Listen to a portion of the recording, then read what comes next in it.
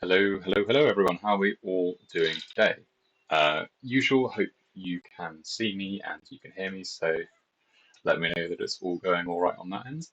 Um, yeah, here we are, brand new year, and yeah, first stream of the year, just at the end of January. We're coming into it, and we've got a Necron Warlord. It's been a long time since we've been able to talk about that, so that's a cool way to kick off the year. But yeah, has thanks, Scott.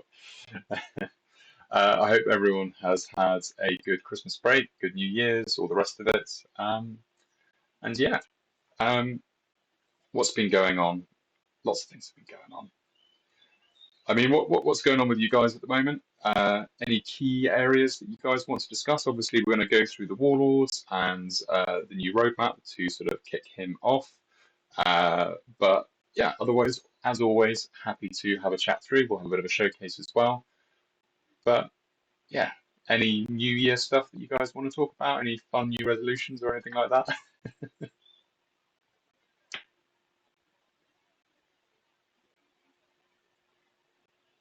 Well, it's just a roadmap for um, the Warlords. So we have like a an event for the month that a new Warlord comes out throughout the season. So it's not like a spicy roadmap, unfortunately. Although we will obviously try and get one out when we can, but things are difficult to nail down at the moment. And yes, good shout out there from Spock. So anyone who wants to take on the new Warlords and get their chance to get a few extra copies, um, do jump into Mad Emps Arena and you can try your luck. So let's just go and have a look at the new Warlords. And here he is. So for those of you who have been paying attention to the 500 Worlds and the new Necron stuff, no surprise here, that is Nekrosor Amantar. That is the new Warlord this time round. Uh, he's an interesting Warlord, sort of like a classic take on what was a very old archetype, which was the leading from the front. So I'll read out his rules. So Prophet of Destruction. This Warlord takes 25% less damage for each other friendly card in play. And in addition, whenever this Warlord destroys an enemy card, permanently increase the attacks of all friendly cards by 20%. So the way this works is all of the rules are centered around the Warlords. So for those of you who are old school gamers who absolutely love playing Old Abaddon, this will absolutely be your jam. But yeah, if he has got two bodyguards in play, which you would hope to do most of the time, then he's taking half damage automatically. And then whenever he kills a card, uh, all of your cards get buffed up. Um, yeah, there have been quite a few lead from the front Warlords. Part of them are with Supreme Commanders. They very much are just big, bulky guys, so they like to lead from the front, whereas this guy is sort of actively get up around it, and at 52 points, he's enough points to be a big boy, but also there's enough room in the deck for plenty of support and build around for him. Um, so yeah, I also like, as a playing against him strategy, there's a very clear counterplay to it, which is ignore him as much as possible and remove bodyguards around him. And once he's lost his support, he's going to be taking full regular damage, and just put something big, chunky, and easy to block in front of it. So put your shields, puts anything with a massive amount of HP, just put that out in front of him, and yeah, absorb the hits. But I also think as well, Necrons are in a really good position to support this kind of Warlord. They haven't had a lead from the front Warlord before. So obviously they've got good taunt, they've got lots of Medicae, good inspiring presence and shield and stuff like that. He does have fear. Yes, his traits are, primary trait is fear, and his secondary trait is berserk. So he's properly hammering on to the destroyer theme, and yeah, he can become an absolute beast. Can he be deployed early, or is he the last card as usual? So we haven't got any rule at the moment which lets cards start in the opening hands. So no, he will be in the deck as normal. He'll be the last card that's drawn. Which means if you want to guarantee him out on turn 1, then you're playing a 5-card deck, so 4 bodyguards, which is what I'll be showcasing. But yeah, with 385, well, I'll show you my one. So I did re-roll a bit to get my enhancements up on him, but you can see that with some health enhancements, he quickly gets to a very silly amount of health. So a max level with, what's that, 15, 30, yeah, 50% extra wounds. He's up to nearly 600 there, which is going to make him into a bit of a monster to deal with. Yeah, so he's a lot of HP, but with 2 bodyguards, he's reducing the card in front of him by 50%, and then all damage is reduced by 50% as well if it's got 2 bodyguards with it. So it's stacking, not cumulative. So the card with Fear will be doing 25% damage, half of half. Yeah, that's kind of the idea, is that he is really, really, really durable. So the best solution is to take out the bodyguards and then attack him from the flanks. And obviously that plays into Fear as well. Obviously his Fear only affects the card in front of him. So yeah, I like there's a very clear plan to play with him, and there's a very clear plan to take him down. And I think a lot of people have been saying recently that, with all the Supreme Commanders and the new bounce Warlords, there's been a lot of complicated or overly complicated rules, too much sort of brain power requires, or it's too finicky or too reliant on draws and stuff like that. And I think that's all fair commentary. So I think this is probably like as straightforward as we can get while still being interesting. So it is literally big Warlord hits you in the face, everything gets bigger, he's very hard to kill. So yeah, hopefully people enjoy that. Particularly people who have just been crying out for something simple and for something new for Necrons. Like, it's a really valid point that a lot of people have been raising, and primarily as a Xenos player, like I feel it too. Like Chaos, Space Marines, and Imperials, they've all been getting all the new Warlords.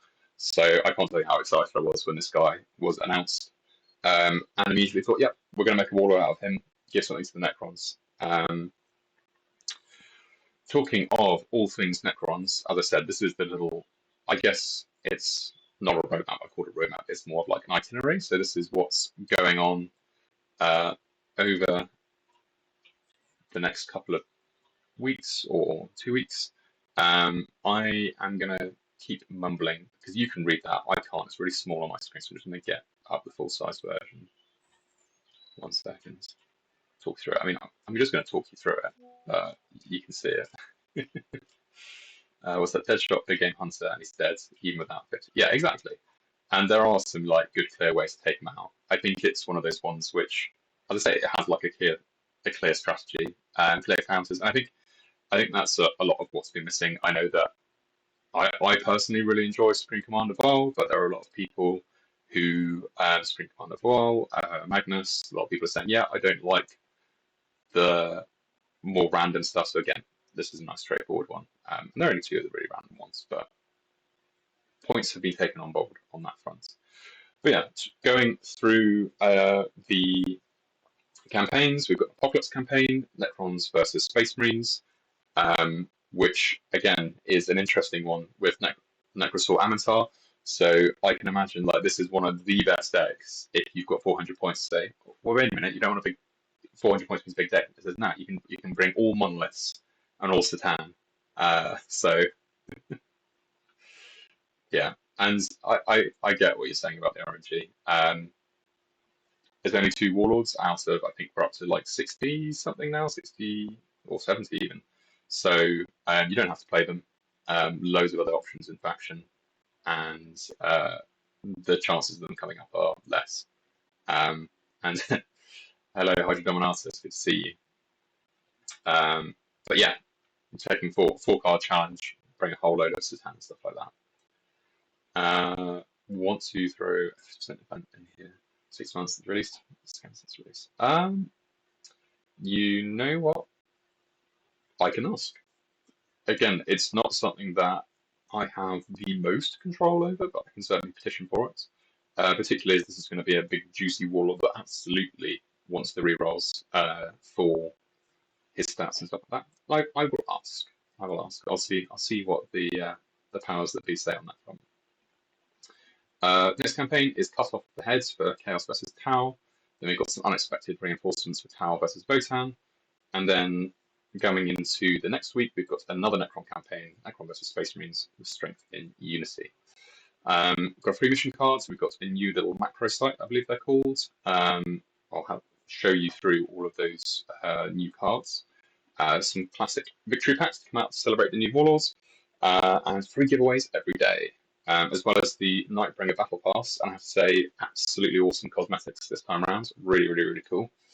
And then, yeah, not this Friday, next Friday, when the Hero Pack comes out, we've got the Geomancer from the Crypto, what is it? The Cryptech, Canoptic stuff, yeah, sorry. The Canoptic kill team that came out recently. Did you miss the gibbies? You did not miss the gibbies. Gibbies happen at the end for all the good boys and girls who have watched the stream all the way through. So you're good on that front, don't worry. But yeah, let's have a look at the new cards as well.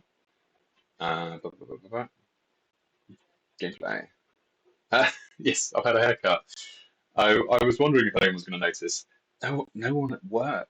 No one at work has commented on my haircut. Like, my hair used to be so long, and now I'm looking kind of cool. But nobody mentioned it. But you know, there we are. Right. So let's have a look at new bodyguards. So what have we got? We've got some of these little guys. So we've got what are they called? They're just called reanimators. Cool. Nice and easy, reanimator. So a nice cheap 7-cost Medicae. So got a little bit more going on, 96 versus 95. So the same amount of health, but it's got double damage and a range ready buff. So it kind of picks your poison on that one. Thanks, Spock. Got another Medicae, yeah. We've got a little outflanker as well, just under 100 with a decent amount of damage for 7-cost cards. And you can never have more Medicae. It's Necrons we're dealing with there. Then we've got 2 little support guys, so a good little 9-cost damage dealer, little precision shot. They have like really surprising little precision shot in Necrons, so this is a good little guy that fills in that role for sure. And then a little barrager as well. Again, with a decent backup cost. So a lot of the current sort of cards around this spot are all mono attackers for the Necrons, so good to have like a decent dual attacker as well. A 1-cost Medicae. Yeah, Spock has been petitioning me for a 1-cost card for a long time, and I don't think we're going to do it, guys. I don't think we're going to do it. We've also got these guys. So we've got these tomb crawlers. We've got, I think it's our first anti-infantry. Is that our first anti-infantry? Getting distracted, but I want to have a check for anti-infantry. Yep, our first anti-infantry for Necrons. Big bulky body, which has okay attacks, but with the anti-infantry is going to do some decent amount of damage. So it's one of those ones that is a fine card, but when used with the trait is pretty strong for its cost. And we've got the other one, which is the other flavour of damaging, which is a big game hunter one. A little bit more punchy than attacky, or than melee. And yeah, again, nice and slot there. And finally, we have a new Cryptech, which is the Geomancer, which is Inspiring Presence and Barrage. So interesting little middle of the road role filler. Decent range damage, good support. Lodger immediately making the impacts. And yes, the haircut has already been discussed, Lodger, you've missed it. But I'm glad that all of you guys have been noticing it, as I said before you got here, Lodger. Like, no one at work has commented yet, and they're all going to be watching the stream, or well, some of them watch the stream, and they'll be like, oh, Harry, of course, yeah, we just thought you knew, we thought it was awesome. You want this one? Yeah, I think he's definitely a good one, fits into a very nice position for Necrons. So yeah, those are the new cards And as usual, I've absolutely blitzed through all of the stuff that I'm supposed to talk through so far. Uh, Adrian, yeah, thank you, appreciate it.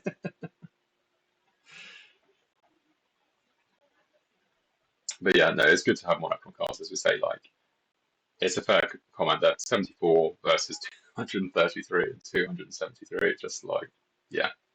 So very, very happy to be here. More time to talk about it, but it's true. It's true. Um, but yeah, as I was saying, like, with him, not him, with him, there are lots of interesting ways to build him. Um, the way that I've settled on the list so far is like this.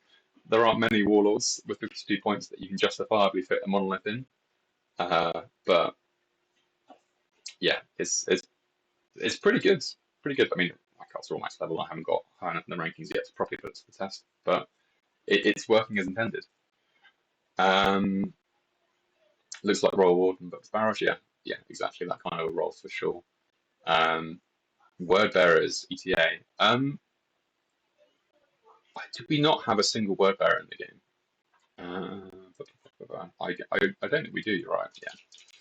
So I think on the word bearers, the thing is that we try and get any of the specialist cards, so anything that is specific to a sub-faction, we try and get them in. So it's the same reason why we've got a decent amount of Night Lord support, is that they've had a kill team, and there's another one that's going to be released or something like that, or has been announced or something. So Night Lords get some love because they just have kits that's specific to them. But with all the generic stuff, it's much easier to find generic Space Marines stuff like that and just fit them into an existing faction, so that they have a little bit more synergy. But yeah, word bearers, I like word bearers from a lore point of view. If we get some more possessed and specific word bearer stuff, then 100%. Is the Dark Apostles a word bearer? I don't know that he is. I think he's Black Legion. He's just called Dark Apostle, but he does have the Black Legion tab. Well, needs to be Black Legion Dark Apostle, but he is a Black Legion based on his keywords. And what was that question? Honestly, I'd enjoy the Crusade campaigns if we started at 150 or 200 and went up from there. Yeah, so we have now got those campaigns, but you're saying, because where do they start at the moment? They start about 50, 60, something like that. We know that the Space Marine campaign went a bit off. 50, yeah. Was a bit off with starting at 50. So we are, because yeah, you've got Tomron. I mean, you've got some options at 50, but like the bodyguard options from there aren't huge, particularly with Space Marines.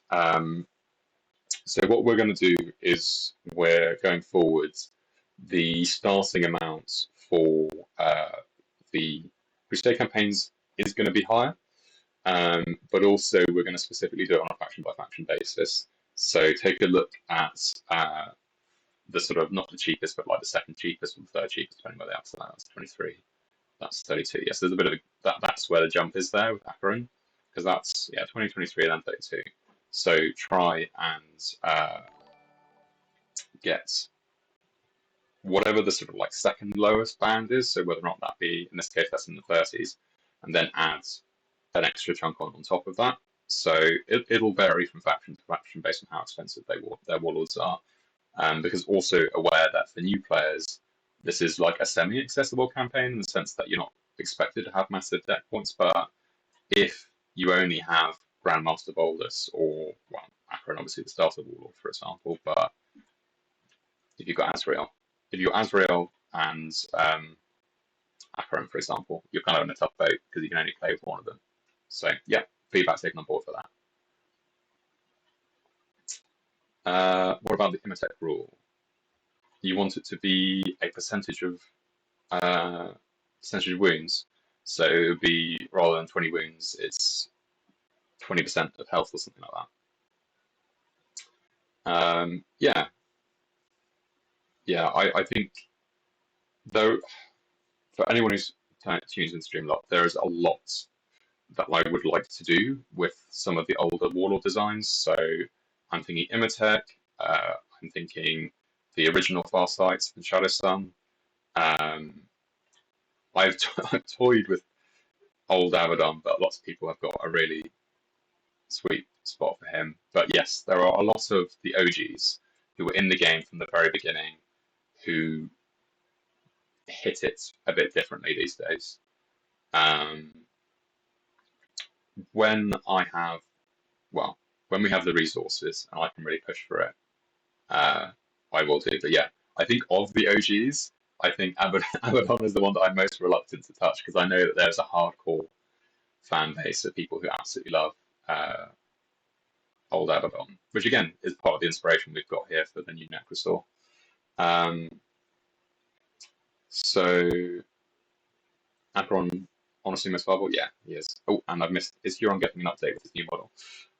So Huron will be getting, obviously, a reskin model update. Is he getting reworks or anything like that? Nope, no, nothing like that. But there's plenty of support stuff coming in. Send of Things Supreme Commander, each patch are 2 minor warlords being released in the patch. Say, let's go. That's too much work. Yeah, is the honest answer. Is too much work. 1 warlord a month is kind of what we're keeping to at the moment, whether or not that be Supreme Commander or a regular warlord. Yeah, that's probably about as much as we can do with our team at the moment. Just because, it's a matter of knowing who we want to do with enough time in advance, getting a concept for it that makes sense in the game, is fun to play, interesting, sports faction, all the rest of it, getting that released, getting it played, and then also releasing them in a way that means that people aren't missing out. Because if we release 2 warlords at once, like the amount of people who are happy to get 2 on the day that they come out, I mean, it's not fair for a lot of people who have to then be put in a position of like, which warlord do I pick to take? Tempest Fueleum just got here. What did you miss?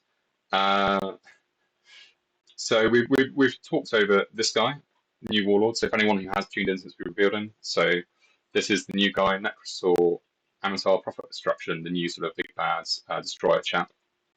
It's the lead from the front warlords, and this warlord takes 25% less damage for each other friendly card in play. In addition, whenever this warlord destroys an enemy card, permanently increase the attack of all friendly cards by 20%. So he's hard to kill, and it makes everyone stronger the more things he kills. So yeah, he should be a fun one for sure. People who like that kind of hit things in the face, and we'll see it in a second. I will head over to the arena in just a minute. Old Abaddon goes bad? Mm-mm. No, you haven't seen the hardcore Abaddon players.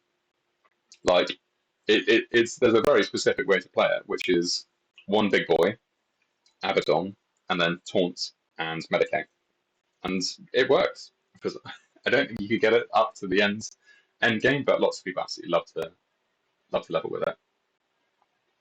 +3 to range, weakest warlord trait. Yeah, again, agree. He falls into the category of the old guys that I want to rework. Like, he's an OG on release warlords, so lots of them to do. Huron is great. Rewards increasing players. Yeah. So Huron, he might get a tune-up. Huron is one of those ones who, for the longest time, has just looked so good on paper, and then you play him and he's a bit. I think. I mean, that's just sound mental, doesn't it? Against 40% of that card attack stats. But again, it's reliant on the cards that do the killing sticking around. And the attack type that you're stealing is the attack type that they're hitting you with, so it's only as useful as attacking back. Like, there are problems with it. But it's certainly an interesting one. We might turn up a bit, but Spec improvements, other cards. Improvements, do you mean enhancements? So enhancements for other cards is just a watch this space at the moment. I know that that's a frustrating thing to hear, but basically we know that the last two releases of enhancements haven't gone out smoothly. Unforeseen things that have happened, so we want to get it right, basically. So it will take as long as it takes, but we are taking the time to make sure that it goes in a way that works. As soon as I have some more news about how we're going to do it and when we're going to do it, then I'll share it. But it's literally just make sure that it works and it works in a way that works for everyone. Okay. Yeah. Similar question with enhancements, massive stat inflation, how to address the fixed power rates, poison, berserk. So yeah, that's a valid question. They all do different things. I think, and this is the problem we've had for the longest time with fixed trait stuff, is that for the damaging traits, it makes more sense, so something like poison, to go on a percentage basis, because they can just be say, yeah, we use a fifth of your health, or an eighth of your health, 10% of your health every turn. Fine, that's fair. It means it kills big cards very, very effectively, but it can whip a bit on small cards, but that's fine. They kind of get blown out of the way anyway. Fine. On the big cards, on the positive things, so like Berserk or like Regen, the problem is that they become almost worthless on small cards, and they are absolutely busted on big cards. So, yeah, I hear you on that, but yeah. Right. It's not a bit of through, it's a Pepsi. I'm trying to catch up, and I'm a little bit behind.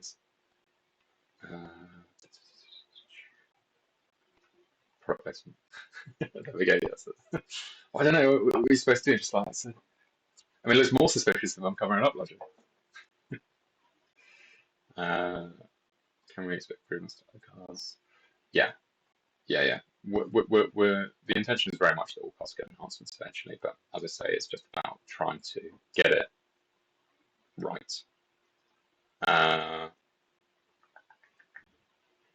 Calvin, Harry, who look at how many cards drop for each player. Yeah, absolutely get the maths on how much stuff is coming out at the moment. I am on your side with this. I think that there's definitely been some. We have increased the generosity of the game. We've got Apocalypse Mode. We've increased the amount of rewards in ranked rewards. We've also have a bit over the last years increased the amount in victory packs, have increased the amount of rewards and how easy it is to get the battle pass. So it's not like it's all increase in cards and no increase in the amount you guys get on a daily basis, but absolutely, I hear you. The answer is yes. There's more we can do about it, but with any of these things, getting something like that signed off is a lot of maths in the background and a lot of approving the background. So it is not an unheard thing, and it's not something that people are ignorant to. And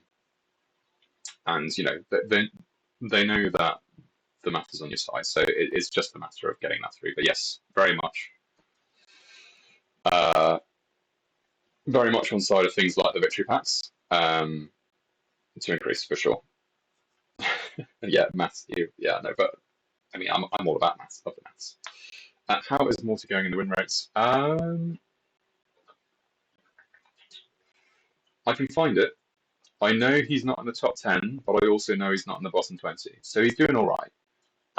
He's not making waves, but he's certainly not bombing by any means at all. Berserk is rubbish. Well, that is a great segue. Berserk is rubbish. Let's see how it does today with the new Warlords. I've thrown out a request in there, so anyone who is chomping at the bit to give it a go, throw down the match and see how we fare. I will say, having done a load of testing for this, classic, got loads like that with Angron as well. And there's awesome cosmetics as well. I've got my old school Necron ones. Yeah, those cosmetics look good.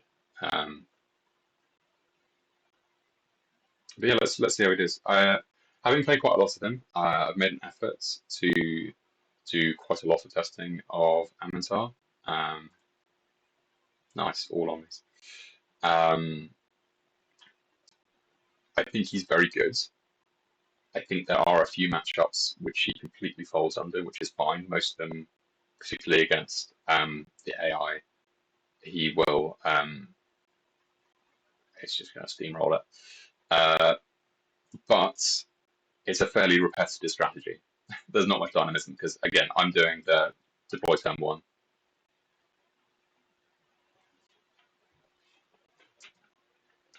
But let's see how he does. And this is like what I would kind of recommend as the strategy, is have 2 smaller support cards first, and you get them killed. And then try and then get out the 2 bigger support cards afterwards. Because what you don't want to do is have your 2 other support cards lingering on the battlefield, and Nekrosor, soaking up the hits in the meantime.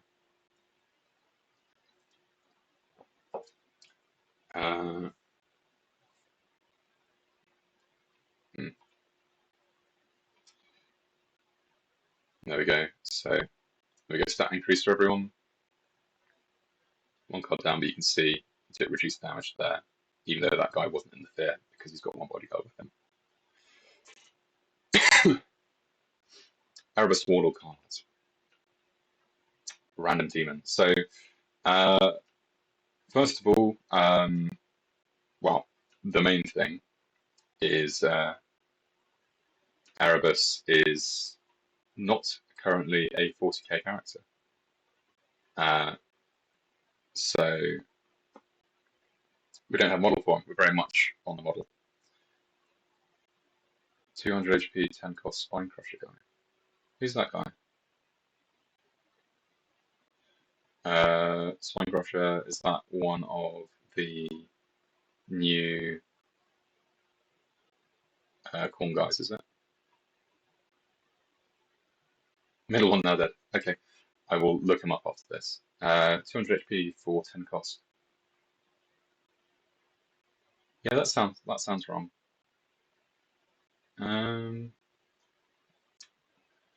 That could have been, and there is something that happens when making a card that the wounds can. I'll have a look into it.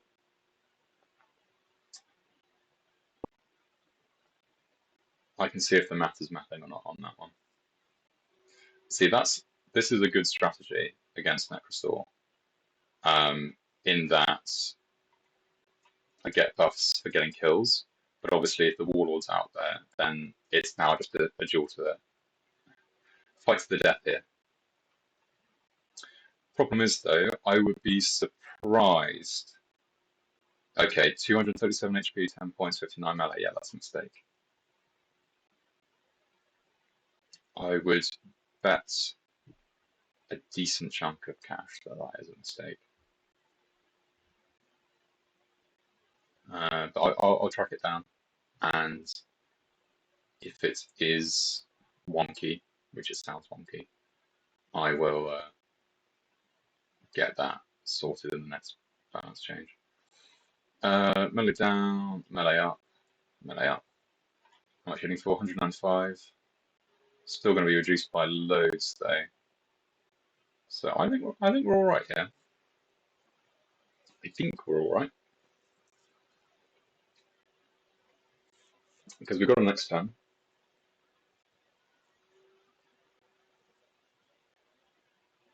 The stat buff is everywhere. Yes, so we can see stats being increased by 60%. Profit destruction. So that's all of your cards. Got him. Woo.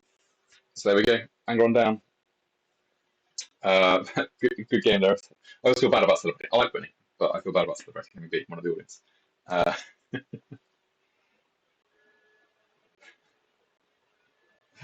well, we'll see. Let me just bear with guys in the arena at the moment. I will come back, but let me have a look at Spine Crusher.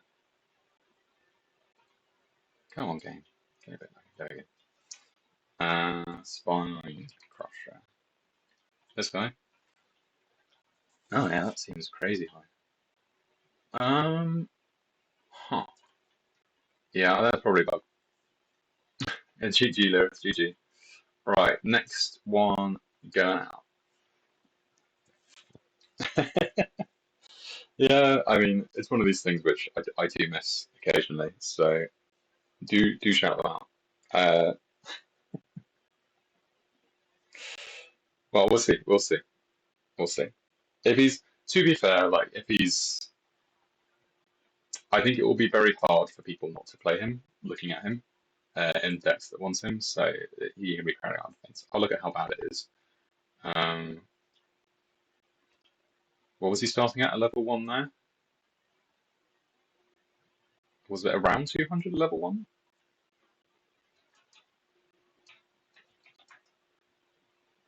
Yeah, yeah. So he should be. I can see. Okay, I know what calculation's gone wrong. He should be starting on 80, or if it's 203, 81 is what his technically correct amount of health should be. Uh,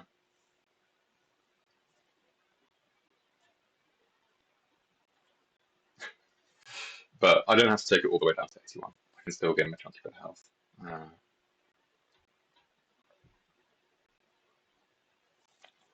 But yeah, that's pretty bonkers different.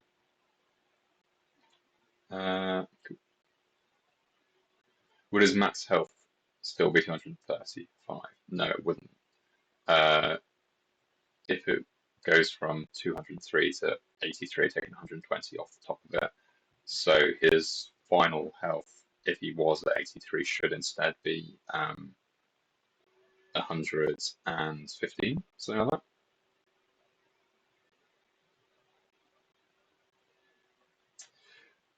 That's true.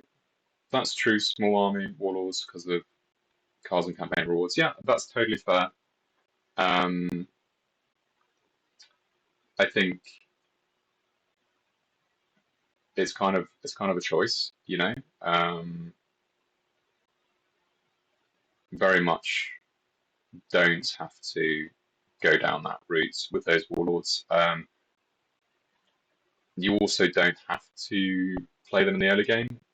Like a lot of the rewards, I mean, not all of them, but a lot of the rewards are able to be earned fairly early doors in the campaign. But obviously, as well, ranked is a different beastie. Um, but it is a very fair and valid point. So Tixton here is doing the right thing.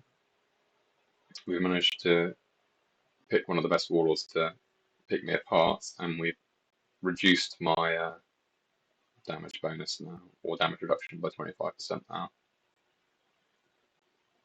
But we're running out of cards, and I've still got 800 health.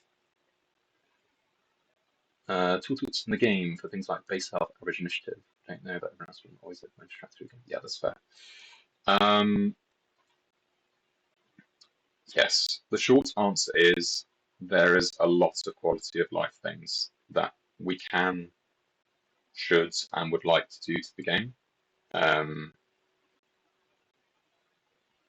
So, is there anything in the immediate plans that I know of that is actively being worked on to do things like that? No.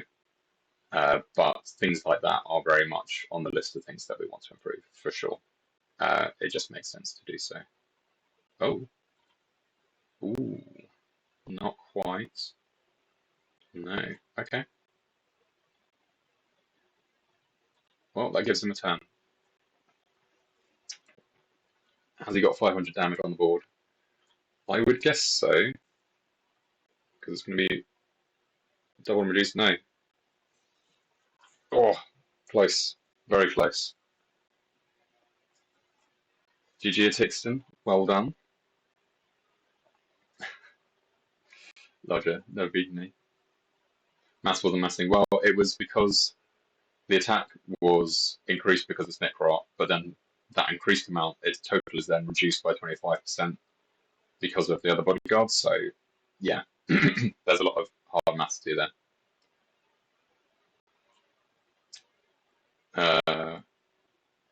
And Spock, yeah, I don't worry. There are several people looking for us, so it is just the fastest fingers method. We've probably got time for two more games, so you've got a very good chance of getting there for that one.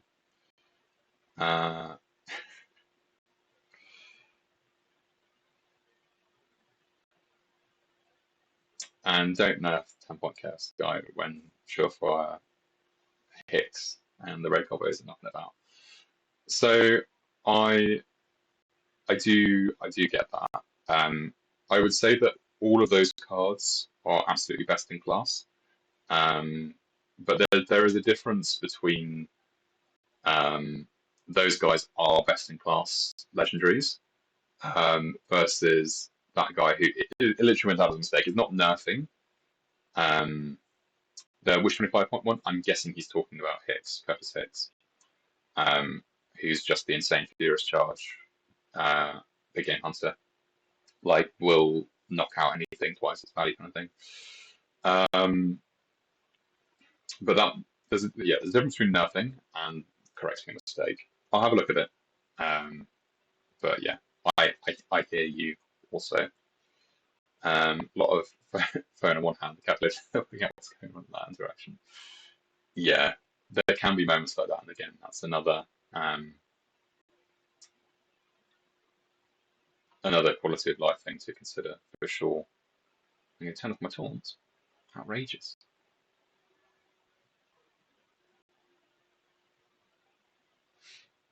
Gobbos are a bit broken to the point of being unfun to play. Okay, well, I will. I mean, I have been keeping an eye. Every month I do go through all the stats. The combos are good for sure. I don't see them being like played in every deck. They don't have like an insane meta share for orcs. I'm not going to say they're not high. They are high. Yeah, I'll give it extra attention. Which just needs to be today, particularly in this stream. Lots of people talking about it. So I don't know if it's got particularly bad over Christmas with new enhancements. But noted. I will give it extra attention next season. Do give me another poke again. Closer to the season end date when help my memory work properly.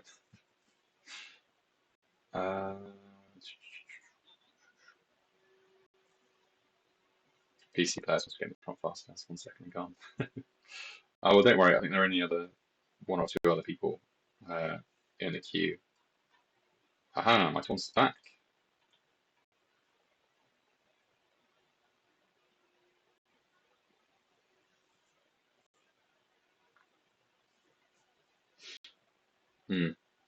Yeah, it's a fair point. It's a difficult one because it's the same. Like it's a general thing. Just like as a developer, like whatever game you play, anything that has any kind of competitiveness or any kind of collecting or like any kind of investment that is honestly the big one is people look at the thing, they think it's good, and they sink a lot of money in it. Like I play a lot of Magic the Gathering and obviously Warhammer, and both of those things you see it all the time where something is good, it's gone out a bit overtuned, it's dominating the thing, and it gets nerfed, and it's pain as soon as it gets nerfed. Like, but you're right.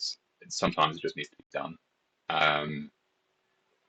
Like for anyone who's been playing Magic, who plays Magic, like VV in the meta uh, absolutely gross, and they took too long to ban it.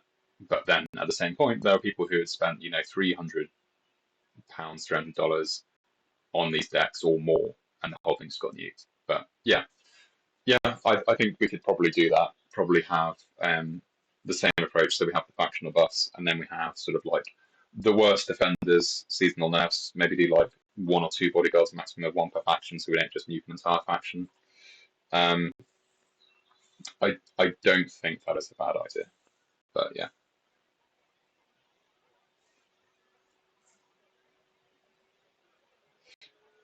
Yeah. Have we been off the idea of nerfing the best performing warlords? Era's go for us going to get that again. We haven't, and GG, Oberbonk, I believe that's how it's pronounced. I don't know. That's the first win on there, so prize coming your way. We haven't ditched it. Obviously, the Greyfax and Call are still lurking there, but there isn't much more that we want to do with them at the moment. They're good, but they're not as oppressive as they can be. The new top of the leaderboard, surprising for some people, it may be, is Lady Malice, and she's in the clear by a couple of percentage points as well. So it's a tricky one to nerf a warlord that's just come out, but a lot of people aren't particularly hot on them. Like, I think a lot of people would be surprised if we nerfed Malice. But yeah, she's very much top. And yeah, I agree. I don't think it's the poison. I think the poisons are like a nice bonus.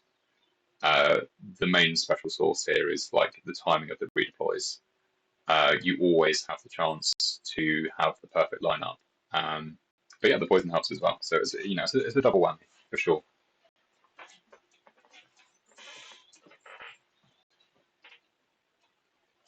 Lodger, why are you shouting mods? What's that done? Am I missing that?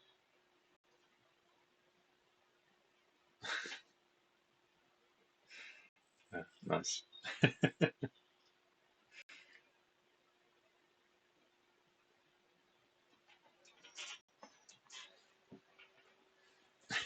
I mean, that's not how I would exactly phrase Malice's rules. That was no.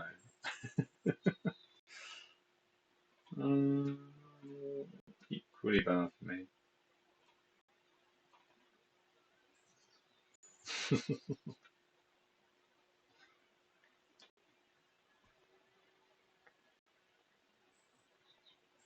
Any thoughts on what Tyrannus heal? Yeah, it's a really valid point, which is again another really good rule in theory, but it's just way too tricky to pull off in practice. I think there is definitely some room for a bit of adjustment on that. I kind of just want to pull the trigger on changing him up a little bit, but at the same time, like his stats don't say he needs it at the moment, and I think for a lot of people who have a lot of warlords that they really care about, who are in the bottom brackets, who really need it more, like if I'm going to put out stats, and I do put out stats and say, like, oh yeah, Morty, who at the moment is position, and I don't know, I'm thinking here, like he's position 40 something out of 70-ish, or 60-ish now. What is it? 60 something? 64, I think. 64 warlords, I think. It's either that It's either low 60s or low 70s. But yeah, it's like saying, oh, why are you skipping all of those ones? But yeah, Mega Bassist, what did you miss? You missed the reveal of a new Warlord and some very exciting gameplay.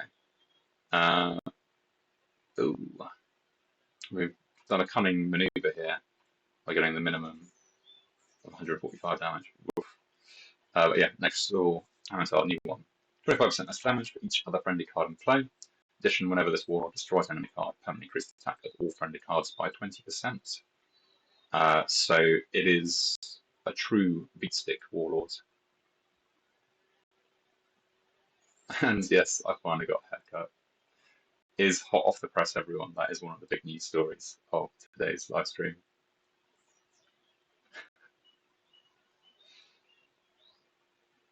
Is Harry winning? This is game 4. I've won 2 and lost 1. And interesting to see where this next one goes. New year, new haircut, but also I should probably get a haircut more than once every 4 to 6 months. So there is that. Which Warlord beat me? It was the other Lotan chappie. Mine's gone blank. Oh, it shouldn't go blank. Etok, that's it. Because we have to test every time we release a Warlord, we have to test against Etok, which is like, okay. So if we turn the rule off, what breaks? Yeah, so it looks like the double Votan here might be doing the business. Yeah, tanky, as long as you've got guys in place. He is one of the ones who wants to loot from the front, get him on the battlefield early, pump for the Medicaid, support him with taunts, give him inspiring presence, kills loads of things, everything gets monstrous. And then very simple play pattern to beat him, which is just make sure that you take out the things on the side, or you do what's happening here. You stack a load of judgment tokens on them. It's an furious charge. So, can 606 damage punch through? How much shield have we got here? Right, here we go. 227, 378. That is not 606. I am just short, I believe. No, I'm not. Hey! Oh, wow. That was incredibly close. That was incredibly close.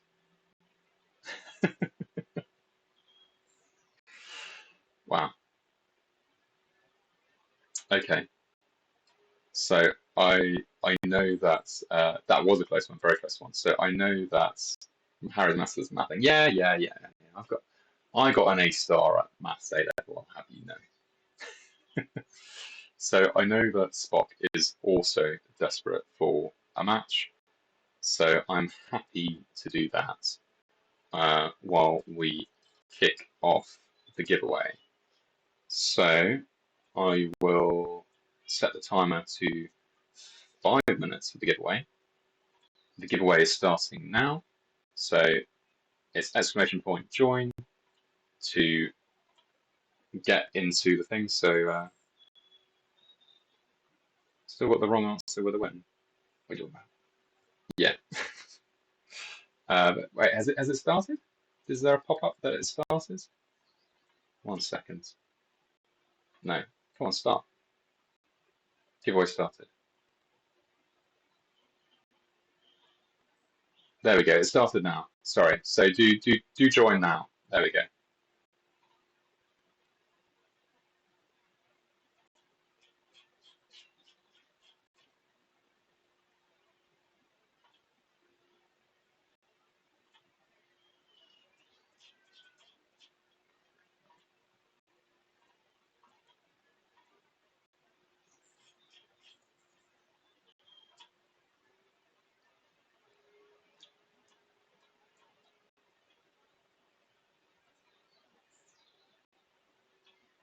There we go. It was being slow. It is all up and running. We've got 25 people in at the moment. We've got Carpenter, Arisen, Bo, Hyperbruce 86, Calvin, Krasotka HD, Gerahard, Sparky, Envelo, Enigma, Tixton, Spock, Chris, Mike 309, Darth Django, Lodger, MS Zalans, Robot Dawn, Hydrodome Artist, Rasputin, Bob is Thinking, Rainer Wolfcaster, Nutley, Nath, Jewish Metalhead, Tempest, Llewellyn, I am Eron, Stereo Mixer, and Goblin Wizard. All of you are in there. If you have not heard your name, then exclamation join. You've got plenty of time. You've got 3 minutes to go. Should be enough to see if I can put Spock in the ground. But we've got signature Deathblow Red Gobbos going on here. So it should be an interesting one, because this is a matchup where everyone, both sides, wants stuff to die. Right, now where's that thing? There's that thing. Cool. Also, if someone is trying to talk to me, don't see too much going on. So yeah, I've missed anything.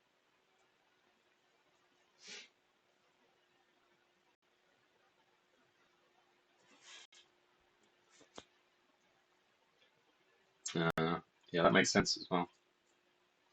Hit him a big thing. But then you never know. By the time that I bring out my monolith, it might not be the big thing.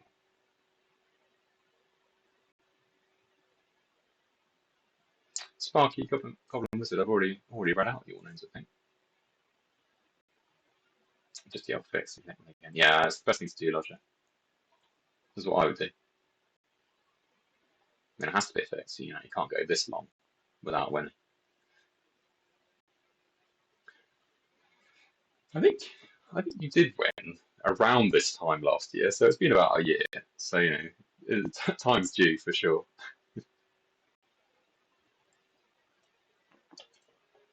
Hydrodome you're in there as well, ready? Never fear.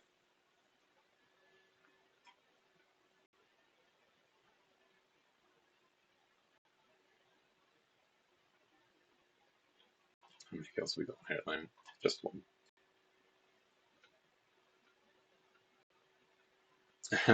Angron just doesn't cut it. Yeah, I think Angron is tricky in PvP, for sure.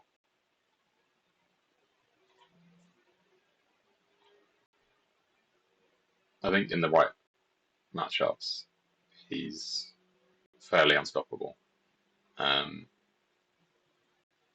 But again, I think in a Warlord duel, him being able to reduce the enemy Warlord's attacks to 25% is kind of a big deal.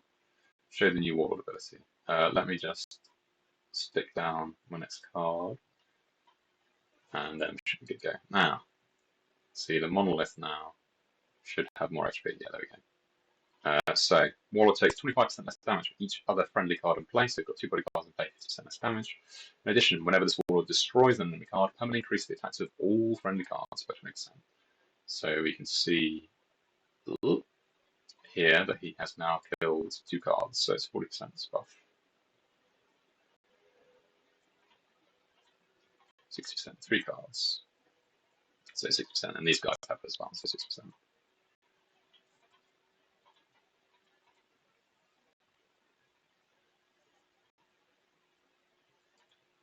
It's the big Gaz and Gobbos special. I mean, that's going to be pretty scary to get through. So we'll see. It affects cards that were not deployed, so it does, but there's a trick in the fact that it makes absolutely no difference whatsoever, because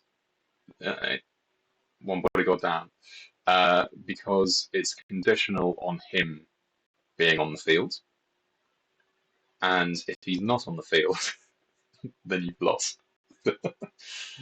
So you can think of it as it's a permanent stat that stacks on everyone, which it does, or you can think of it as the Warlord has a very powerful stacking inspiring presence effect.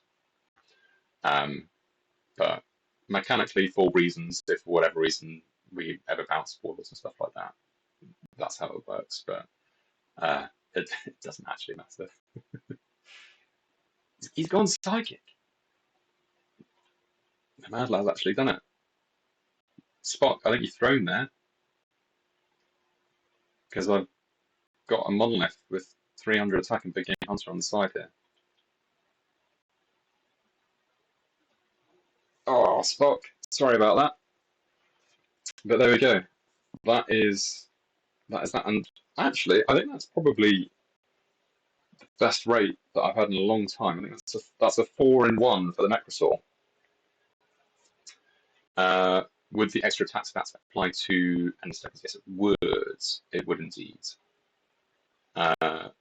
So you don't have to worry about losing at any point. Where's the giveaway? There's the giveaway. So, giveaway. HD Spock, good game to you too, my friend. Good game. But yeah, as I was just saying, that's probably the best win rate I've had in a while. So everyone, get hyped. Let's pick our winners. So our first winner, Hydrodominatus Emo. Congratulations, you've got 2 copies of the Nekrosor coming your way. Our next winner is Atixton. Congratulations to you. That's how I've been pronouncing it for ages, Atixton. I presume that's right. Winner number 3, I am Euron. Congratulations to you. 2 coming your way. Bo 111.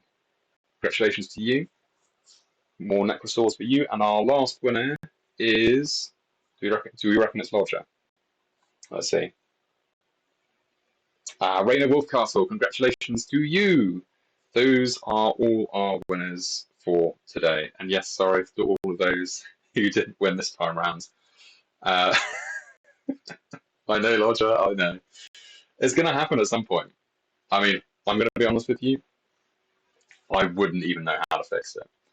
I know that some people on Twitch and stuff like that have some mechanics which is like, oh, the more you donate, the higher the chances to like crazy now. But I mean, I wouldn't know how to do that.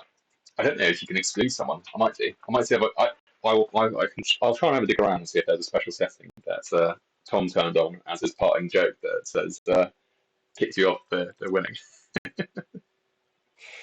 But yeah, congrats to all of the winners. I think the last one was Magic Dwarf Warlord, maybe. Etok. That's about the time that Tom left as well. Suspicious. But yeah, that is the new Warlord, getting some love for the Necrons. I would love to do another round. Lilith, who's also Bo, but we've had our time. We've had an extra battle than we'd normally do. So I think, unfortunately, I will pass on the battle this time round. But thanks for the offer. For those of you who haven't been paying attention or have only just tuned in, there is our new Warlords, the Nekrosor. So he will be coming out tomorrow. We'll have the campaigns to show him off. So here is the for the next couple of weeks. I realised that I put the chat box right over all of the stuff, so you can't see what's going on, but I can assure you it's all going to be super exciting and extra awesome. And just chat about trolling Lodger. Excellent. But yeah, I think that is me for now, I think.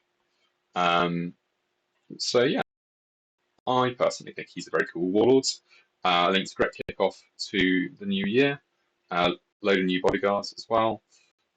Any double more reward drops? Probably. I should probably know more about the live ops stuff, like what is the latest offers and deals and events and stuff like that coming along, but I don't.